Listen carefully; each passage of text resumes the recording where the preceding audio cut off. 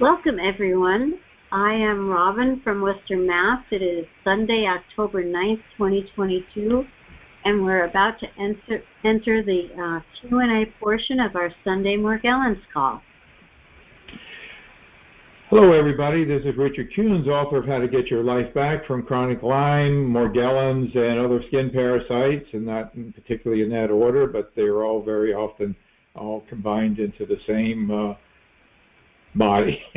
So we're going to go into the Q&A, and sometimes we get technical. So again, let me give the FDA disclosures that before you start the King Diet or accept any of our recommendations, please discuss them with your medical doctor to make sure they do not interfere with any health problems you're presently experiencing. The AMA and FDA require us to inform you that we're not trained or licensed as medical doctors, and only medical doctors can diagnose, treat, cure, or mitigate any disease. What we can do is educate you, and that's all we can do. We can educate you how to make the King Diet work, how to clean them out of your environment, how to clean them out of your skin, and the targeted supplements to rebuild health and immune functioning. So who do we have for questions today, Chris? Thank you, as always, for being here for us. Always grateful. My question is about castor oil. Is there any information on folks that have benefited taking it internally on a regular basis and also topically for one's scalp? Can it affect springtails and make things worse, being that it is an oil? Well, topically, you can use anything on your skin that you want, as long as you're not allergic to it, and it might create rashes. I mean, if you've been following the updates the last couple of weeks, I've been at war with chemical detergents that have whiteners in it, that are dyes, and the dyes accumulate, and they can on your clothing, and they are constantly in contact with your skin and cause rashes and all kinds of eruptions. The detergents also have sodium lauryl sulfate, which is also can be very toxic. Many people are very sensitive to it. And the Downy fabric softener that you put in to make it soft, that's got toxic stuff in it as well that causes your skin to be a problem. So it's sort of like you use a detergent to clean your clothing, but because of the dyes and things, it makes it stiffer, and then you try to solve that problem with a fabric softener, and it's like, while you're trying to solve a problem you created in the first place, if you simply stay away from these detergents. So, but back to your question, castor oil or anything you can apply on your skin should be no problem whatsoever. Taking internally, you have to do the test in Chapter 4. It is not on the diet. Any oils that are not listed or not on the diet, so you'd want to do make the diet work, get clear, and then test it. Robin, you have experience with castor oil? Yeah, don't do it internally. Okay, there you have it. Don't do it. The likelihood of you being able to take it, possibility, but probably nil. Probably nil. Okay. Sure. Okay, who's next? Nick. Hi, Nick. How you doing, Nick? How you doing, Rich? Okay. All I can say is I'm doing pretty good. I feel good. I mean, the work paid off, doing all the protocols, and, I'm living my life again. I couldn't ask to thank you all for what you helped me with. I couldn't have did it alone without you. Well, that's why we're here. Thank you, Nick. Thank you. And Nick is one of our coaches, as well as Robin and Ethel, and anyone who has mastered the diet to the point where they can actually see that the diet makes a difference. If you mess up and try to have some castor oil, you're going to pay the piper. And if you know things like this and have made the diet work, I implore you to volunteer to be one of our coaches. We would love you to give back as we have shared and given to you. So please volunteer. We could use more coaches. Okay, thank you, Nick. Hi. I was wondering, do you know any CoQ10 and Quercetin that is compatible with the diet? No, I don't. I know one of the protocols for Morgellons goes the route of CoQ10, which is very important. And what I try to do is I try to skin the cat. I mean, there are many different ways of achieving the same end result. So I look at all the benefits that CoQ10 provides, and then I look at all the benefits that glutathione, boosting glutathione provides, and rather than make it encumbered that you have so many supplements, I whittle it down, and I've gone the route of boosting glutathione. For instance, you'll see Omega oils. This guy's advertising his Omega oil that he gets from the mussels in New Zealand, and this high-quality Omega oil that helps you with joints and all kinds of problems and pains. Well, glutathione does exactly the same thing, boosting glutathione. So Omega oils are a problem for us, but boosting glutathione isn't. So I don't know if you have a specific need for CoQ10. If you do, that's a possibility, and you'd have to do the research like I did and look at all the possible formulations and find one that is compatible. All right. And on your top of your mind, how about Quercetin? What is it? Quercetin? I'm not familiar with it. Tell me what it is. Quercetin is also, I think, an antioxidant where it's really important, especially against COVID right now, to have quercetin in your body. Well, that's okay. It may be important that one person says that, but if you're looking at antioxidants, you want an antioxidant? You want the most powerful antioxidant in anything that we eat? More powerful than any supplement that you can find? In first place, in terms of supplements, the most powerful antioxidant is glutathione, boosting glutathione. Now, one that goes beyond that, far beyond boosting glutathione, is cocoa. Okay. Cocoa, alkalized, not with lecithin or processed or anything like that, but cocoa is probably 15 times more powerful than glutathione. And believe me, if that was the only thing we use glutathione for, well, I'd say just use cocoa. But glutathione, boosting glutathione has so many other tremendous benefits, like being the body's greatest anti-inflammatory, boosting the ability of hemoglobin to carry more oxygen, detoxifier, getting rid of the toxic metals that Lyme disease loves in their cesspool. So glutathione really goes over the top in all those other areas, but the antioxidant cannot be beaten by anything but cocoa. All right. Okay. So, thank you so much.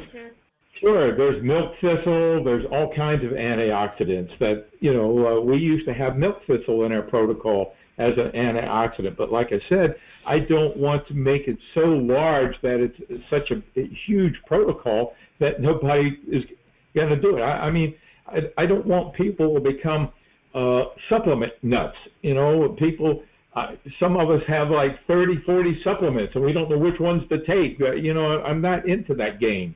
I'm not into having you take extra stuff. But if there's a particular reason, absolutely, that you need CoQ10, fantastic. Then you have to research it. But as far as an antioxidant, no, I don't get that. Cocoa will do a lot better for, we don't even talk about that virus here because we did just a couple of minutes about it and YouTube flagged us. We don't even talk about that virus. All right. Okay, thank you. Thank you so much. You're welcome. Keep coming back. We're here to support you. Anyone else, Chris?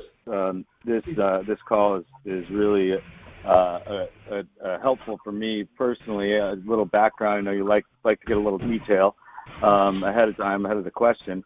But I've had issues with my scalp and the organisms in my scalp now and been battling for about a year, since last March of last year. Went through the whole rigmarole, seen 3 different dermatologists, probably a total, acupuncture, you name it, probably a total of, visits to the emergency room because I did get the organisms in my eyes at one point, and have not had any, real support or help, and pretty much have been told I'm crazy every time. So my mom actually came across your book and everything, and all the information that you guys have, that you provide, about a year ago, and it's just been a life changer for me. I follow the King diet. I'm still in stage 1 because I still have issues with the organisms. But and I thought I was following the protocol pretty well with the bathing, and we support you and buy all of our things through the store, and I've been bathing with peppermint oil. Unfortunately, I was not aware, I missed it before, of not washing my hair in the bath, and that's how I got the organisms in my eyes. And now over the last few months, and I wasn't setting up the moat. So over the last few months, I have the organisms now on my forehead. They've gone from my sideburns to right beneath my eyes and my high cheekbone, on the cheekbones, and I'm just having a terrible time. So my question is specifically how to address, or if there's a way you can recommend altering the revising the protocol for the scalp, considering I now have them on my forehead and my face, and how to not get them in my eyes again, because I've had it twice now, and it's one of the worst things that I've ever experienced. One was like 3 days ago, unfortunately. How are you? You said you're on stage 1. When you're on stage, Now, have you made it work? Is the diet working? Because when the diet is working, your parasitic activity should be basically zilch. On a scale of 0 to 10, it should be no more than about 1/2. Yeah, it's interesting because I must be doing something wrong, because when I am, I'm not as diligent as I'd like to be. I still, it's not easy to do, completely, to not miss anything in terms of eating. But I think I've been pretty good, and then I get these phases where all of a sudden I'm like, oh my gosh, I'm like, I'll go almost a full day without any activity at all. And then something happens, and it's just like, I'm Pigpen all over again. But more importantly, the organisms are like sitting right at the base of my or my pores or something. When you say something happens, can you give me an example of what that something is? I'm thinking maybe it's because I take these, you recommend short baths, but I found, it was easier, and I thought it was more progressive for me to take these long baths. But again, I was treating my scalp for more than, in the bathtub. So maybe I go through, the diet knocks them down, and there's still a little bit up there, and then I'm almost reactivating them by going round and round, like literally washing my hair, for my scalp, for scrubbing for like a half hour and sitting in the tub. And I thought I got some maybe a fungus up there at first, but I think it's just the organism still. And now they're on my forehead. It goes down, the activity again. And then like today I woke up and I was greeted with, a new round. It's like I get this like swelling and these little, I don't know, it almost looks like acne, but it's not, these hard little bubbles where the organism is settled.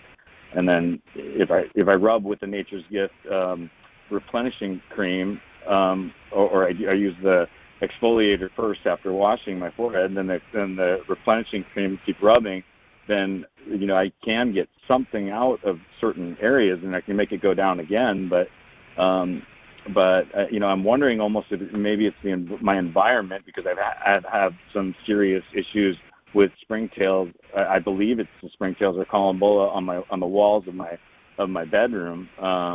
So maybe I'm getting it back. Every night.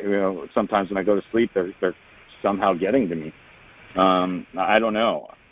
Well, but the diet itself it seems to be working, but yeah, I must be doing something wrong. First of all, you said I recommend short baths. I don't ever remember saying that. Always a bath of at least 30 to 45 minutes, but that's kind of immaterial to what we're discussing here. You think that there may be your bedding is disinfected, right? Yes, every day. Yeah. Every day. Absolutely. And laundry soap and okay. Do you dust it? Dust maybe a slight dusting with diatomaceous earth? Yes, in between each of the sheets every time I make the bed, once a day, and I have a sleeping bag liner. What you suspect the walls might have something that what might?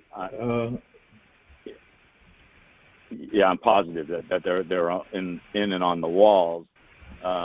And we've actually had Orkin in to treat, and the room that didn't really do much. I bought the ozone machine, and was using that, but actually I need to contact the company because unfortunately it's not, I don't know what, it's just not working right now. I have the sprayer, electrostatic sprayer, which I'm not too sure. Maybe I should. Maybe you can recommend whether you use enzymes or the NG or what you put in the sprayer. Well, typically enzymes would be a good choice, and they come in a concentrate. Then there's a table that tells you how to dilute it, and you could spray them. That will take care of anything but fungal activity. Then we have the Metaclean, which is a chemical disinfectant, which is fine to spray on the walls. It's relatively inexpensive. It's a concentrate, and you dilute it. So you could spray, alternate. One time do the enzymes, and the next time maybe do the Metaclean to change it up. You shouldn't have to, but you could do that. The other disinfectant we have there is the Benefect, which is thyme, Thyme. It's quite a bit more expensive, and it's organic. And you'll have after you spray it, the room will have that thyme odor or the thyme smell to it, which is, some people find it nice, others don't. But so that would be, what have you been using in the electrostatic sprayer? So yeah, I've been using the environment spray mixture that you recommend. That you send along in the notes. They're in the little card that Chris sends, I guess, when I received the debriding soap with the peppermint oil, and I've added clove oil because it seems like when I put like a clove in with my laundry, like the protocol says, that my laundry seems to be, I have that under control, but the environment specifically, I've been using either the NG environment spray or enzymes. I tried an ammonia with clove and NG just in a spray bottle, but that didn't seem to get them down. And then but there's just these areas in my room on the walls. What's happened is it's on the second floor, and these windows face out to two maple trees, and the wind comes in there, and they must be sitting on the dust or whatever in the maple trees, and we're just coming into the room. And okay, so you're suspecting you have a constant source of infection from outside. All right. First of all, are you using any of the oils in the electrostatic sprayer? The oils, like the essential oils? Yeah. I was putting peppermint and clove in with the. Well, yeah, I would not recommend that. The oils may deteriorate the gaskets and render the unit a problem. That's why we don't even recommend people use the NG in the electrostatic sprayer, because NG will go right through plastic. You know, my God! Time, it'll dissolve it. Well, so we don't. There's a reason why I'm on my third sprayer now. So there you go. There you go. Okay. Okay, So, Robin. Say enzymes Yeah, and then... I'd like to jump into this conversation. First of all, you can hire an exterminator to spray outside on the trees, and you can also treat the ground around your home with the fungicide 3. Are you in an apartment, or do you live in a home, or your house? In a house. Okay. Yeah, so you could get an I moved home. to treat the tree and the area around, but if you get fungicide 3, which is it's a fungicide, pesticide, and miticide, and it's for organic gardening. There's all different versions of it, and they come with one that attaches to a hose for outside. You can use a little bit of an electrostatic sprayer mixed with like an enzyme cleaner, but I'm talking like 1/8 of a cup, and then every time you use that, you need to clean the electrostatic sprayer with super hot water and at least 8 to 12 ounces of water that you just put into your sink. And you should do that every time. I'm sorry. Is that after the fungicide 3 or after the enzymes? Well, I have the enzyme mixture. You do it all the time, but if you're going to use fungicide 3 in your sprayer, you only use a tiny bit, and you mix it with something else like an enzyme cleaner, and yes, then you clean out the sprayer, or else you're going to ruin it. Yeah. The other thing is, for me, the rule of thumb has always been, if something doesn't work, you need to up your game. And you can make whatever you're using in your sprayer stronger. You're mixing it yourself. You can change the ratios. So if you're using an enzyme cleaner, I mean, I was up to the sprayer comes with a little tank. I was using half the tank with enzyme cleaner, and then water, and then like 1/8 of a cup. Well, I think his problem is mainly from the tree outside, and the currents that are coming in the house are recontaminating him. So I think your idea of garden safe fungicide 3 outside, you get the hose you connect it to a hose, and you can actually spray up into the tree yourself as high as you can. Oh, that's smart. And the thing about the fungicide 3, if it's really infested, you want to do it like once every 2 weeks, all summer long, especially at the end of the summer before it gets cold, because they're going to all want to come in the house. Like now? Yeah, like that. I forgot to do that this year. I had a great summer, and I sprayed, and I had no issues, and then the fall hit, and everything came in my house because I didn't spray again outside before the cold hit. I forgot. Can I? Yeah.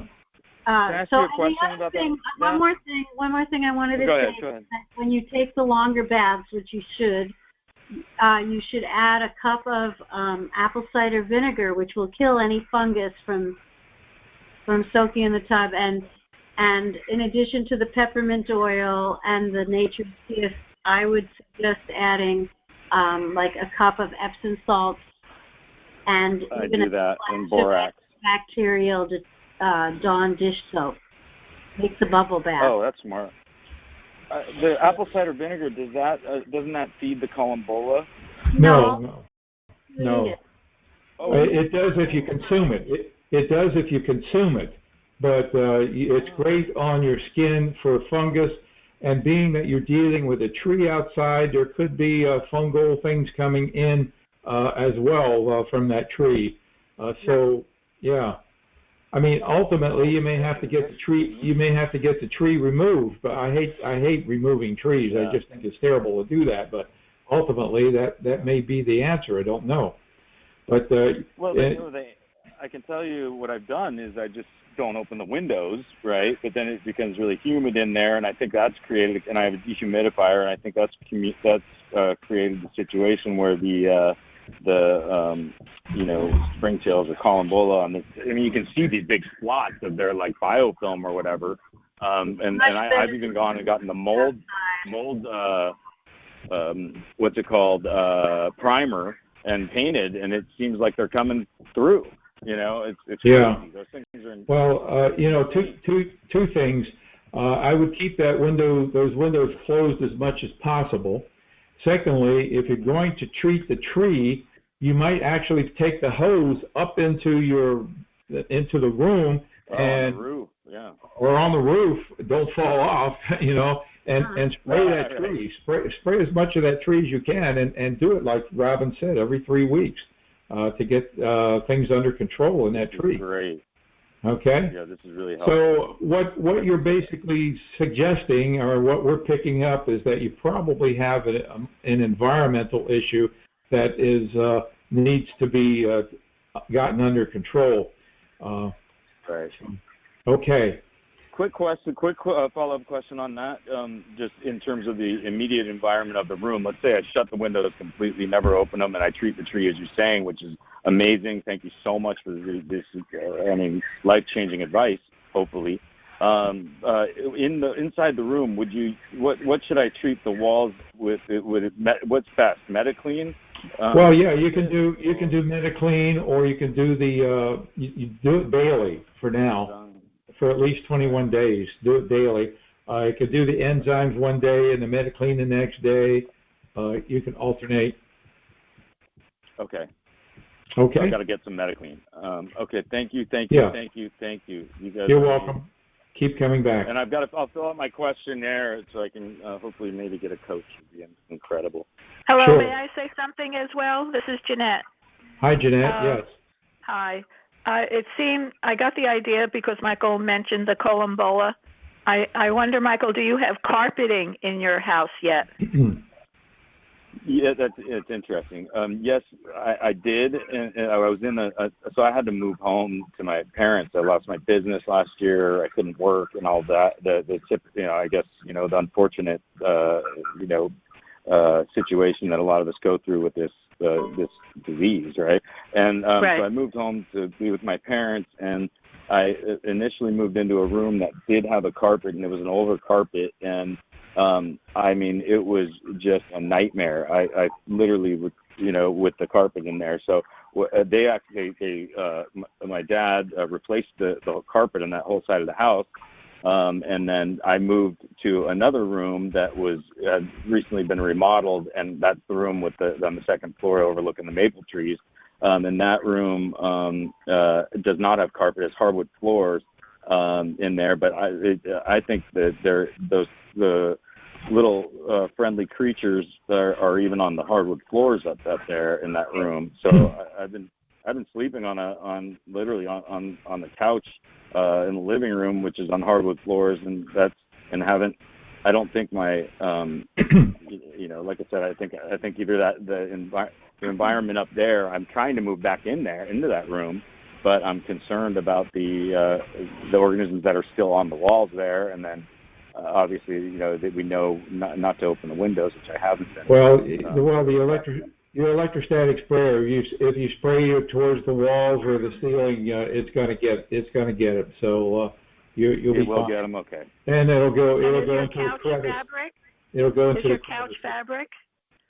No, the couch I'm sleeping on is a leather couch, and I actually have it covered with plastic, and then I changed the sheets and used a sleeping bag liner as well. So I don't think since I've moved to that couch, the times when my condition has worsened is either I was upstairs in that room for a while on my computer, or like I said, when I meant short baths, I mean sometimes I take like 3-hour baths, or something, and I keep adding the hot water. to it, and I don't know. Something's happening. Okay. I think we have you. I think we have you on the right path. Jeanette, do you want to share? Do you want to share anything about what's happening with you, or ask any specific questions? Yes. I have been treating my heavy metals like I have the True Life machine, and I'm just feeling so much better. I mean, it's amazing to me. Okay. So I really just want to encourage to. I keep having to go back to the book. To me, it's not a book like a novel. It's a book like an encyclopedia, and I want to encourage others to keep going back to the book because it's amazing. You'll find more things besides, like, I found an extra recipe, but I think, like Michael's giving us such a good example here, maybe he has more heavy metals than other people. He seems to be an attractor like I am, but it's getting so much better with the program, and I want to say my family insist upon being around me and all that, even taking my clothes that are infected, and they have infected clothes, but they have no symptoms. And I'm thinking it's a lot to do with attitude, the joy in your life, but to get rid of these heavy metals in our bodies and also other pathogens, because it just, makes the display of our immune system go down so much. So I've been working so hard with all of this, and, just so grateful to you. Thank you. Thank you very much. That's the main value of the boosting the glutathione with a Max 1 or the N-acetylcysteine that we have also in the store, is to detoxify the cellular network and make your body undesirable for the Lyme spirochete. So thank you. Thank you, Jeanette. Keep coming back. I do have another quick question, and that is my hair's falling out. Does that have anything to do with the Lyme disease, or because I know I've heard now that people post-COVID, which is myself, your hair can fall out, and what would you say? I don't know if you have the symptoms of itching and biting, or are you beyond that, or you still have? Yeah, no, I'm beyond that now. Yeah. Okay, so the hair falling out, I don't think really has anything to do with the parasites, and I don't want to even talk about that virus. Okay. Yes, that's fine. Thank you so much. All right, thank you. Bye-bye. Keep coming back. Bye-bye. And I have noticed these symptoms in my body for over a year at this point, and have been trying to kind of self-medicate and manage it on my own, and came across your website a little bit ago. So my question for today, because I haven't yet started the diet, I haven't done any of these other things yet because I am waiting to afford your book to get access to all of that. My question is with the lesions. You're fading in and out. I can hear you, and then I don't hear you. Is this better? Yeah, just talk right into the phone. Yeah. Okay. So my question is about lesions, and I just wanted to preface it by saying I haven't been able to start the diet yet, just because I haven't been able to get the book. So I know that I'm starting without that, and I know that would help a lot. But since I'm still getting the lesions, they're primarily on my face, and I'm curious about the care for them. If it's to my benefit to remove what is coming out of them, or if it's to my benefit to try and leave them alone, even when there's a feeling that something is trying to come out of it. Well, to answer that question, I guess you want to be careful about removing, because if you're exposing your skin or the lesion to your fingernails, or you're only introducing more bacteria and more problems than you're helping to deal with. Number one, make the diet work. Number two, as far as complete the questionnaire. There's a questionnaire if you don't have it, or have as soon as you signed up, you got an email that took you to a thank you page. On that thank you page, it had the download for the book and also for the questionnaire. If you send in the questionnaire, I'll be glad to give you a detailed set of recommendations. But there are a couple of approaches for facial lesions. One is a medication that you get from your doctor called Rifampicin, and the amount that is given in the protocol that I sent you. I don't remember what the dosage is. We also have many different approaches using our products. One is we have a product in our store called Nano Glutathione. It's in liquid form, and you just put a drop of that on any lesion, and it helps, get rid of it pretty fast. We have a wound healing kit in our store with a more concentrated Nature's Gift and exfoliant cream. I think we have probably 4 or 5 different techniques that you can use. I don't remember them all right now, and we've actually done videos on the subject before. Okay, so your recommendation then would be to not mess with them, Well, it's hard to do that for many people. It would be hard for me not to do it because I'm a picker, but it's just a notice that you might want to disinfect your fingernails or your hands and fingers before you do it to minimize getting bacteria or debris into the wound. Yes, Robin. Okay. You have a lesion cream in the store that's awesome. And the other thing that I found is that, I rarely get lesions anymore. I don't have bites or lesions, but when I'm cleaning and digging into things, I might get a lesion or two. And if you put Nature's Gift right on the lesion, it burns, but it's gone in a day. Right. Okay. So, yeah, there's ways to treat it.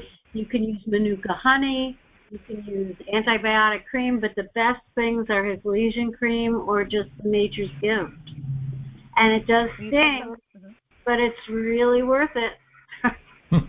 Yeah, I've definitely tried quite a few things that sting at this point, and I'm not afraid of that anymore. Well, until you make the diet work, you're a walking, talking, breathing machine, and you'll keep breeding and creating lesions even as you clear them up. Right. Yeah, I'm seeing that now, and so I'm wondering if I can request that email gets sent to me that you mentioned that has a questionnaire because I'm not finding it in my inbox. No problem. Tell you what, you received an email that announced this program. Mm-hmm. Just return that email. It comes directly to my inbox and request the questionnaire. Perfect. I will do that. Okay, thank you. I appreciate your answer. You're welcome. Keep coming back. We're here to support you in getting your life back. Anyone else, Chris? Melanie. Melanie. Hi there, Richard. Hi, I Melanie. just wanted to ask one quick question. I've just been using Clean Green in my electrostatic sprayer. It seems to be working pretty well. Will that be enough? Well, it's up to you to decide. Most likely it will. Again, Clean Green does not affect fungal issues. So if your environment is partially fungal related, then you'd want to up the game and go to MediClean as well. One day MediClean, one day Clean Green, and switch them back and forth. Okay. Okay? Thank you. You're welcome.